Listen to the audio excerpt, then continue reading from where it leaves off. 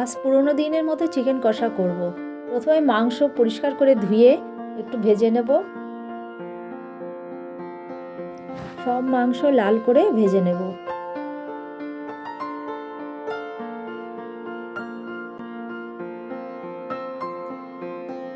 গরম তেলে তেজপাতা দিয়ে পেঁয়াজ কুচি, রসুন দিয়ে ভালো করে নেড়ে চেড়ে নেব। পেঁয়াজ একটু লাল হয়ে গেলেই প্রয়োজনীয় মশলা জিরে, ধনে, নুন, হলুদ, লঙ্কা, আদা সব একসঙ্গে দিয়ে পেঁয়াজের মধ্যে দিয়ে পেঁয়াজটাকে ভালো করে কষে নিয়ে ভাজা মাংস দিয়ে ভালো করে নাড়াচাড়া করব।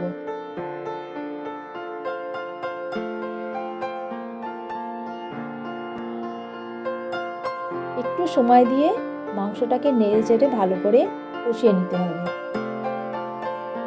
একটু হয়ে আসলে ভাজা আলুগুলো দিয়ে দেবো।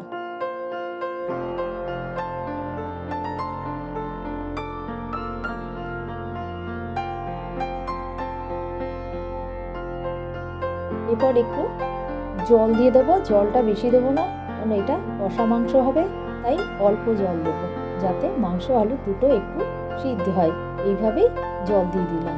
ব্যাস, এবার কিছুক্ষণ এটাকে ফোটাতে হবে, আর ফোটালেই চিকেন কষা রেডি।